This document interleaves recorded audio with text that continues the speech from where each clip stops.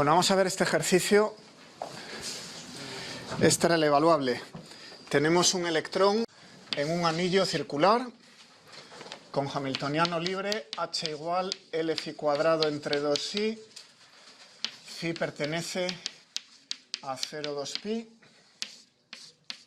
Así que el electrón está restringido a moverse a lo largo de este anillo y se preguntan un par de cosas. ¿Por qué la función de onda es la que es? Proporcionen los niveles de energía, la descomposición espectral y los elementos de matriz del hamiltoniano en la base phi. Bien, esto es un hamiltoniano libre, p cuadrado partido por 2m, momento angular al cuadrado partido por 2i. Es en una dimensión.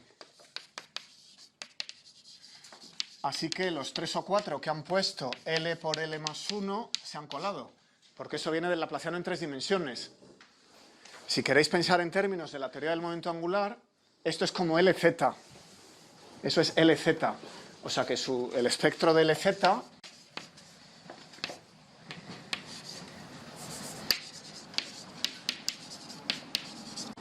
son los números enteros, ¿verdad? Lz sobre m para dar m por m. No es esto. Esto es el operador L cuadrado en 3 dimensiones.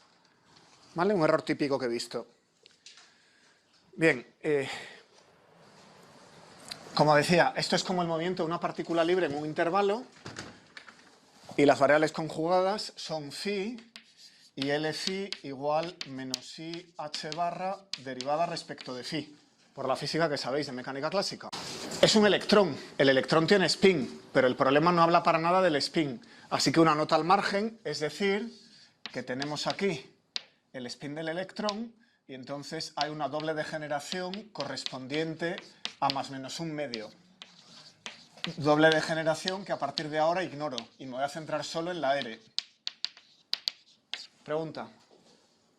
Es que no he entendido cómo has sacado que L phi es menos IH por... Porque es en mecánica clásica. La variable conjugada phi es el momento angular phi. ¿Vale? Si no te lo has calculado nunca, entonces tienes que sudar un poquito más y hacerte el cambio de variable.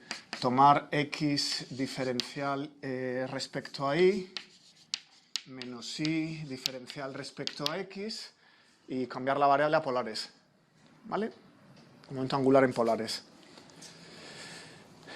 Pero es evidente que es esto, porque eso es como el p cuadrado entre 2m de la partícula en una recta. ¿Vale? O sea, es lo mismo que hicimos en clase con la partícula libre, pero puesto en rotación en vez de en movimiento de traslación. Bueno, entonces, la función de onda, dado este hamiltoniano, es fácil de entender por dónde sale. L cuadrado entre 2i es menos h barra cuadrado entre 2i por la derivada segunda respecto a phi dos veces, que tiene por autovalores los que decimos aquí,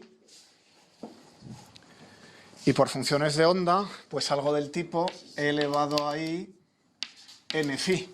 He llamado el número cuántico n, no m. Da lo mismo.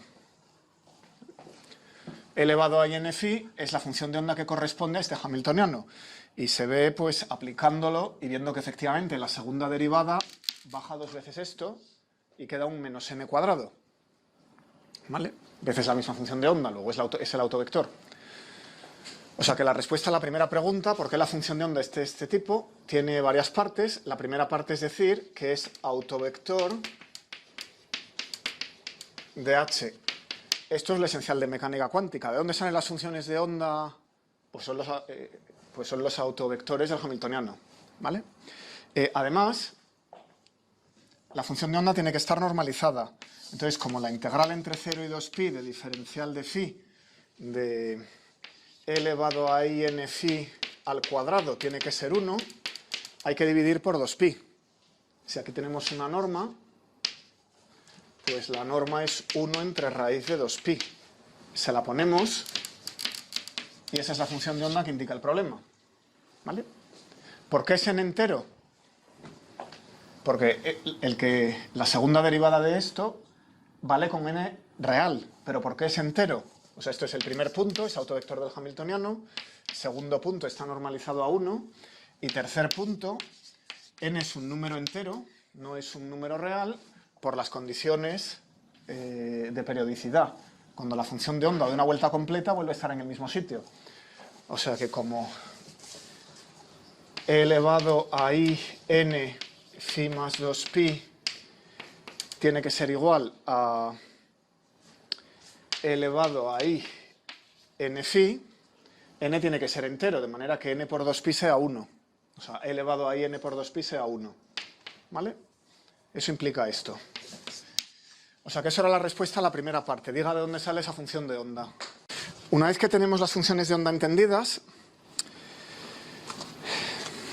que por cierto, esto es, podemos proyectarlas sobre phi, o sea que lo que tenemos aquí es phi h n es igual a h barra cuadrado entre 2i n cuadrado, que es lo que sale de aplicar el hamiltoniano, y luego phi n. Eso es lo que sabemos nada más empezar, por ser eso la función de onda. Se nos pide la expansión espectral del hamiltoniano y el elemento de matriz phi h phi'. Primero la expansión espectral.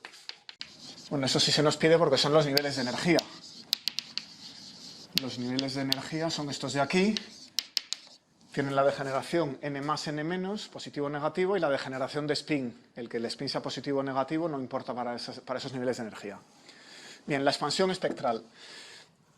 Se trata de calcular h igual, suma desde n igual 0 hasta infinito, e sub n, n. Hay bastante gente que ha escrito esa fórmula, pero luego no ha escrito la en. Mirando el hamiltoniano es n cuadrado entre 2i por h barra cuadrado, ¿no? Es muy fácil. Lo inyecto aquí y ya tengo la expansión espectral. Y la única pregunta que es un poquito más difícil es el elemento de matriz en la base de las phi's. Un poquito más difícil, tampoco es muy allá. Entonces, esto se puede calcular, por ejemplo, sustituyendo aquí la expansión espectral del hamiltoniano. De manera que esto es la suma de menos infinito a infinito de h barra cuadrado n cuadrado partido por 2i phi n n phi'. Pero phi n es una función de onda. O sea que esto de aquí es elevado a i n phi dividido por raíz de 2pi. Y n phi' es la otra función de onda, pero conjugada. Elevado a menos i n phi' entre raíz de 2pi. Y ya queda la suma de menos infinito a infinito sobre n de h barra cuadrado entre 2i n cuadrado entre 2pi elevado a i n phi' menos phi. Esa suma es el valor esperado del hamiltoniano. ¿Vale? Bueno. ¿Puedo borrar las tres condiciones de la función de onda? Esperaba esta respuesta. Una vez calculada la expansión espectral, es muy sencillo. Y aquí podéis, ahora ya fuera de programa, os voy a recordar, si la habéis visto, o explicaros si no la habéis visto, una representación de la delta de Dirac. La delta de x menos t es la suma de n igual menos infinito a infinito de 1 entre 2pi elevado a i n x menos t. Es una de las representaciones de la delta. Entonces, usando esta representación aquí arriba, hay otra manera de dar esa fórmula. En la serie se puede sumar formalmente como una delta de Dirac, quedando, si no me equivoco, menos h barra cuadrado entre 2i, derivada segunda respecto a phi dos veces, de la delta de phi' menos phi, con un poco de suerte. ¿Vale? En cualquier caso, esta fórmula es la que esperaba que me dierais. Bien, lo cierro y vamos con el programa ordinario de problemas.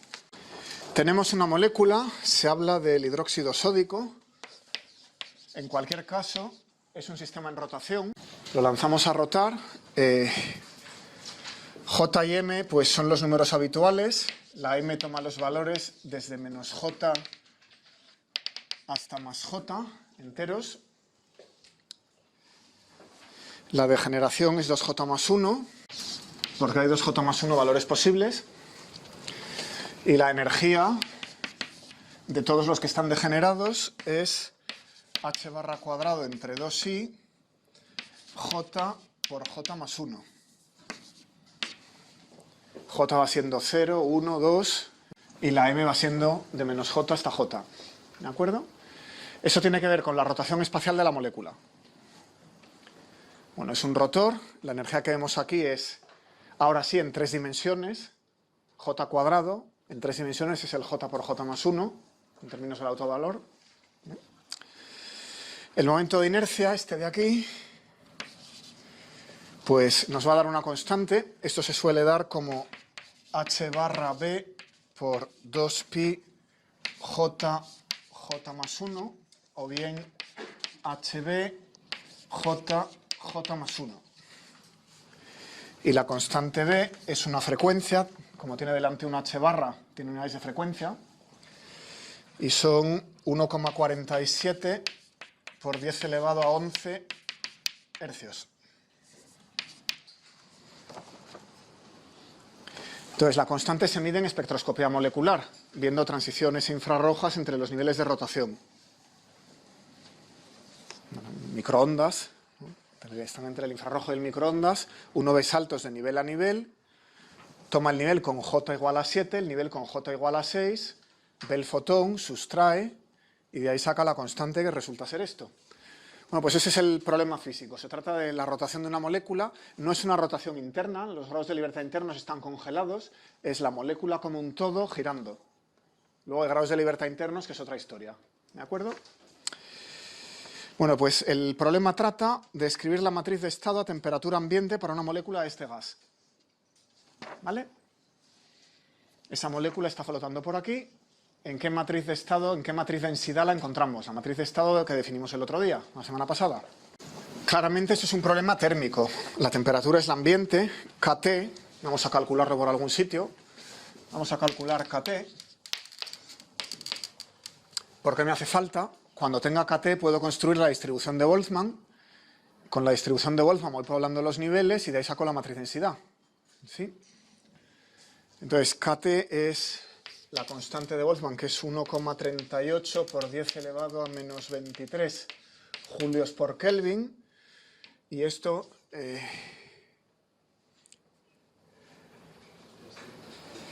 vamos a meter 300 Kelvin de temperatura. Y ahora voy a convertir los julios a electronvoltios. 1,6 por 10 elevado a menos 19 julios que tiene cada electronvoltio. Y por tanto dividimos por el factor de conversión, para que el electronvoltio quede arriba. Con esa cuenta, la temperatura ambiente es 6,62 por 10 elevado a menos 2 electronvoltios. ¿Vale? 6 centésimas de electronvoltio, 7 centésimas de electronvoltio, esa temperatura ambiente.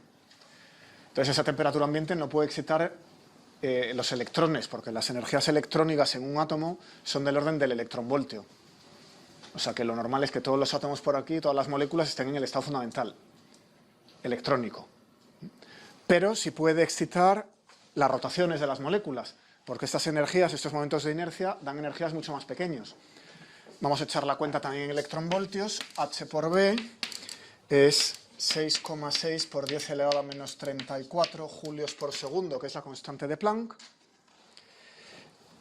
Vuelvo a dividir también por 1,6 por 10 elevado a menos 19 julios que tiene cada electronvoltio, para que la constante de Planck quede en electronvoltios por segundo.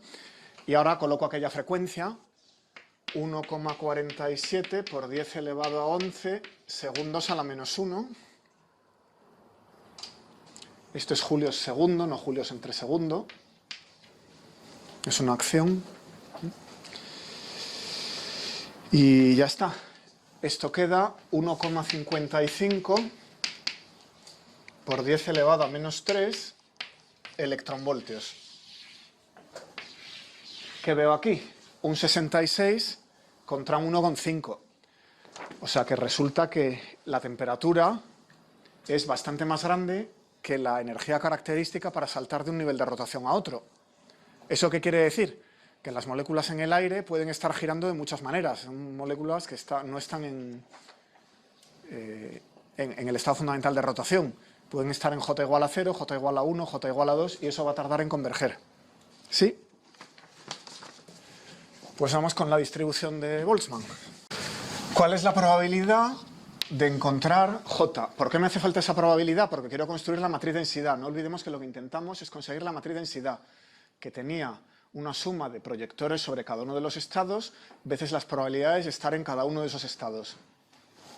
Entonces necesito las probabilidades. Bueno, esto era elevado a menos la energía dividido por KT, dividido por la z de partición, como recordamos el otro día. Y esto es lo mismo que elevado a menos HB, J más 1, partido por KT.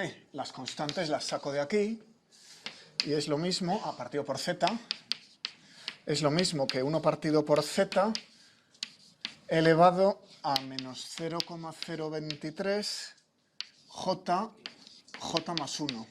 Y Z es la suma desde J igual a 0 hasta infinito de elevado a menos 0,023. Me voy a equivocar en esta fórmula y a ver qué me dice que está mal.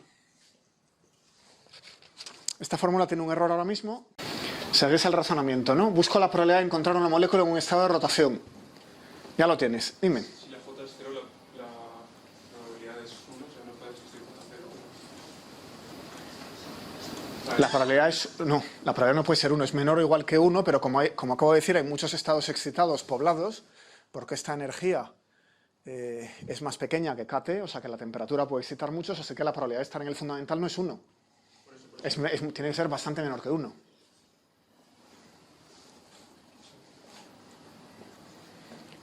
O sea, estás poniendo aquí 0, y la Z tienes que poner esa suma, que no sabes lo que es, ¿no?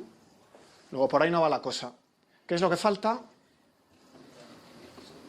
La Z no es 1, ¿no? Z es un factor de normalización distinto de 1. Ahora lo vamos a calcular. Dime. La probabilidad de cada J. Eso es esto. Eso es la probabilidad de cada J. Esta fórmula da la probabilidad de cada J. No, no es eso. Dime. La degeneración. Esto tiene que estar también sumado sobre la M.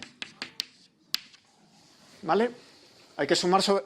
Zustand de suma sobre todos los estados. ¿Vale? Suma sobre todos los estados.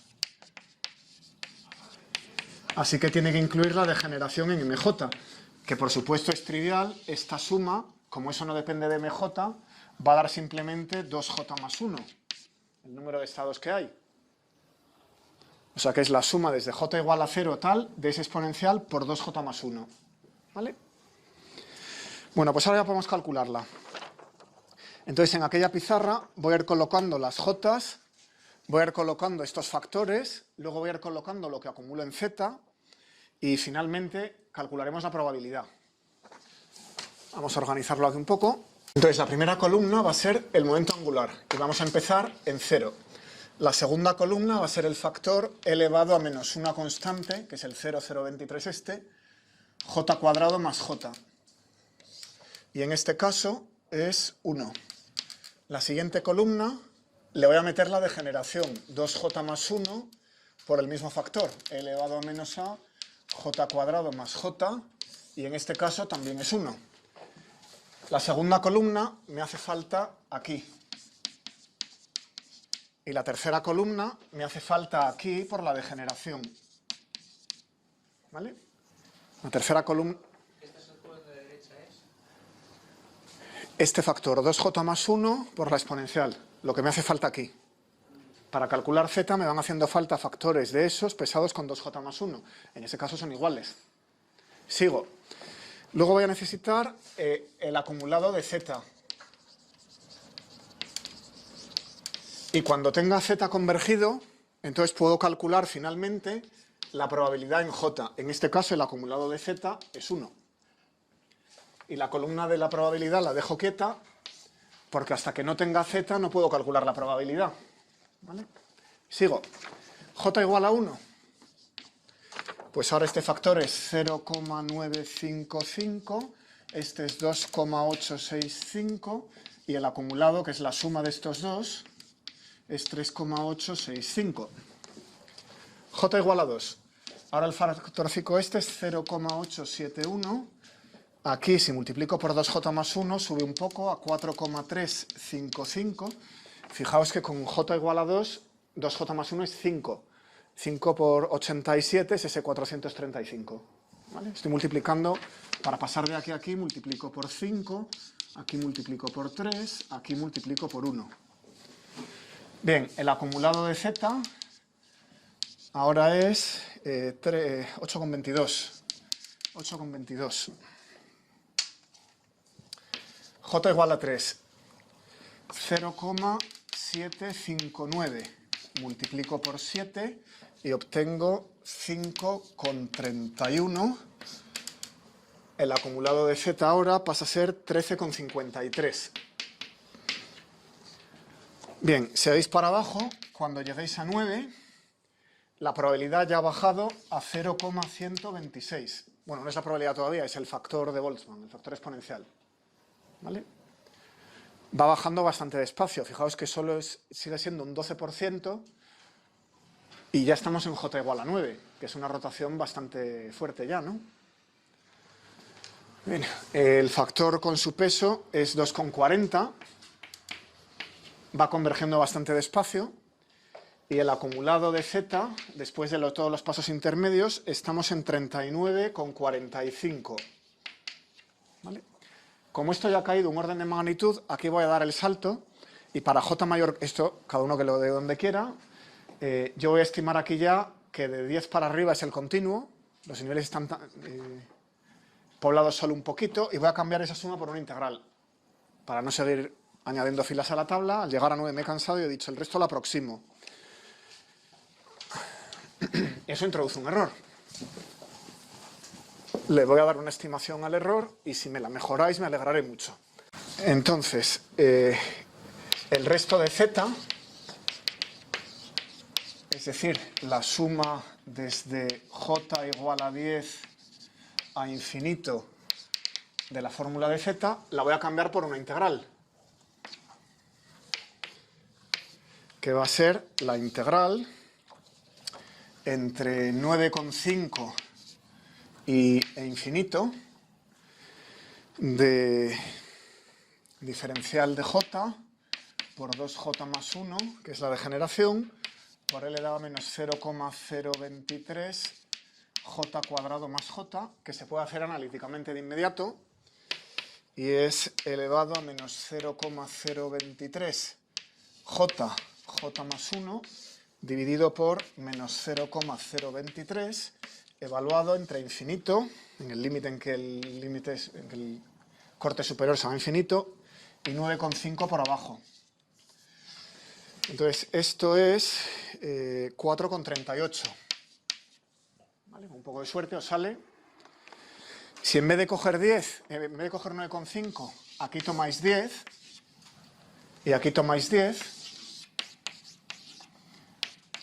entonces es 3,46. ¿Vale? ¿Por qué estudio eso? Porque os estoy enseñando que la integral está concentrada para j bajo. Esta suma está dominada para los j ya más bajos, porque a partir de j igual a 10, este factor empieza a suprimir, el factor de Boltzmann empieza a suprimir las contribuciones. O sea que esto está dominado para j bajos. ¿Por qué va a estar arriba? La suma va hasta infinito. No, digo que sí. La integral va de 10 a infinito. Eso es mi aproximación a la suma, de 10 a infinito. No puede estar arriba. Es el límite inferior. Bien, total, que voy a tomar un error de 0,5 y decir que z en infinito la voy a extrapolar a 43,8 más menos 0,5. Ese es mi orden de magnitud. ¿Vale? Voy a quedarme con 44 a la vista del número y con eso calculo las probabilidades. 43,8. Entonces las probabilidades van a ser 0,0228 para encontrar j igual a 0. 0,0218, baja un poquito, pero es casi igual para encontrar j igual a 1. 0,0199 de encontrar j igual a 2. 0,0173 de encontrar j igual a 3. Y la de encontrar j igual a 9 ya es 0,0029, que ya ha caído bastante.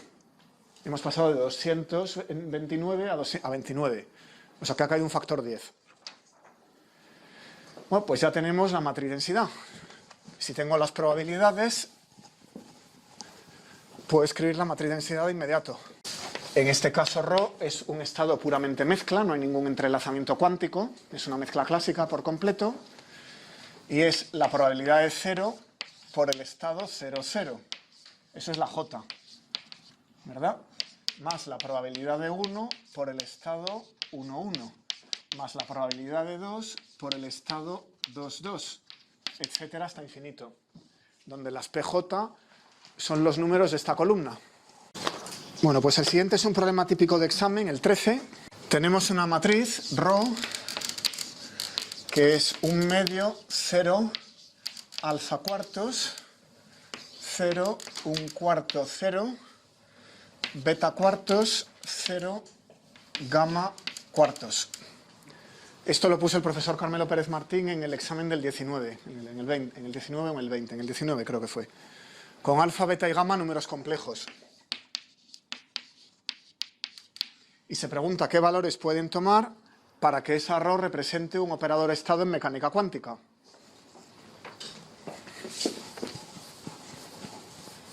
Este es un problema súper típico. A ver, ¿qué hacemos con él? Teníamos tres condiciones. La primera va a ser ver si el operador es hermítico. Como es una matriz, ser autoadjunto y ser hermítico es lo mismo aquí. Así que vamos a comprobar la hermiticidad.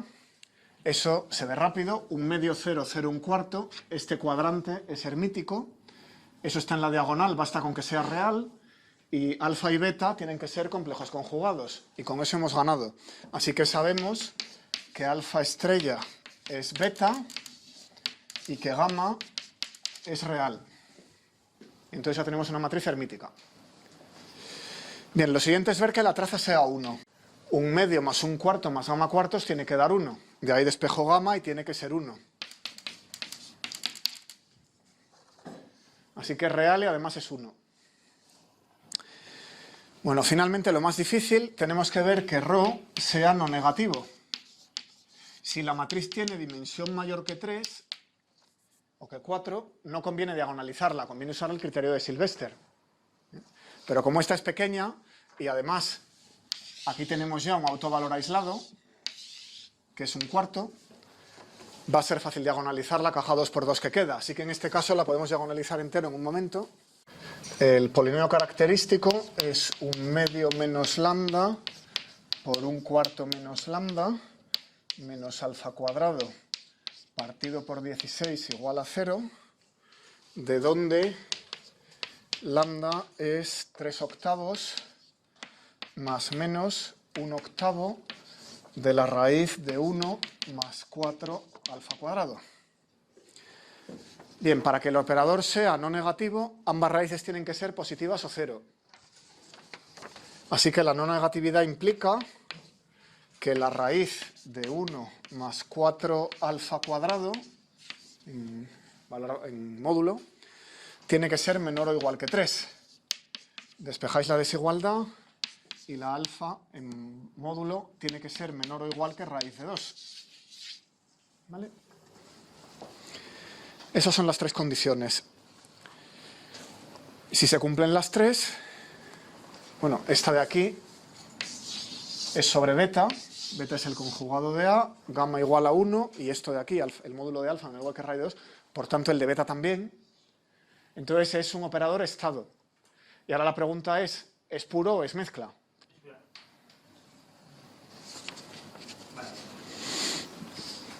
La pregunta ahora es, ¿existen valores de alfa y beta gamma que lo hagan un estado puro? Lo que hemos respondido aquí era la parte A. si esto es un estado cuántico bien construido. Pues ahora a ver si puede ser puro. ¿Quién me recuerda que había que hacer para ver si era puro? Elevar al cuadrado, ¿verdad? Voy a elevar al cuadrado, pero antes de calcular toda la matriz al cuadrado, voy a calcular solo los elementos de la diagonal, porque si la traza de ρ cuadrado es distinta de la traza de ρ, ya no tengo que seguir comprobando nada. Así que de ρ cuadrado voy a empezar por la diagonal.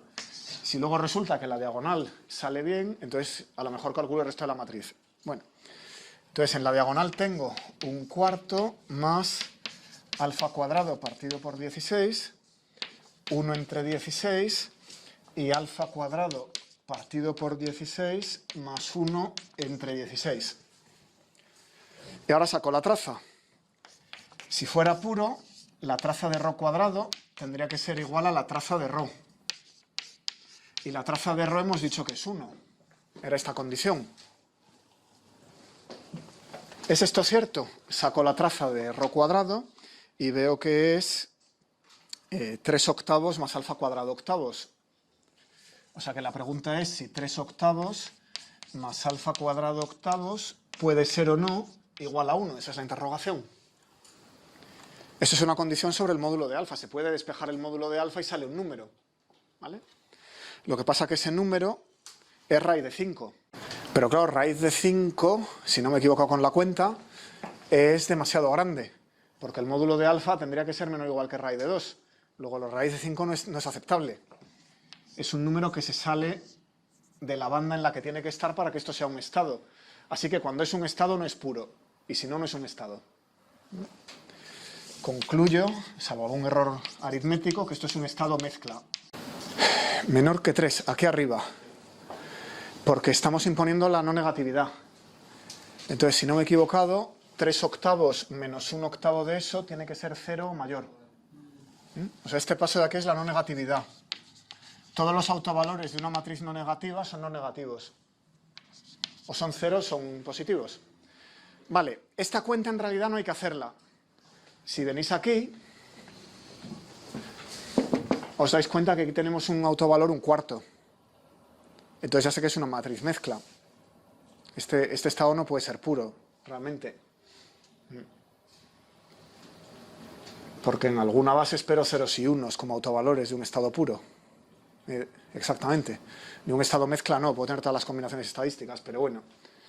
O sea que esto se podía intuir antes.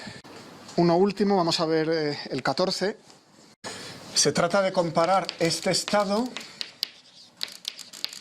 alfa por 1 más beta por 2, una superposición lineal, y este otro estado, que es alfa cuadrado por el 1, 1, más beta cuadrado por el 2, 2.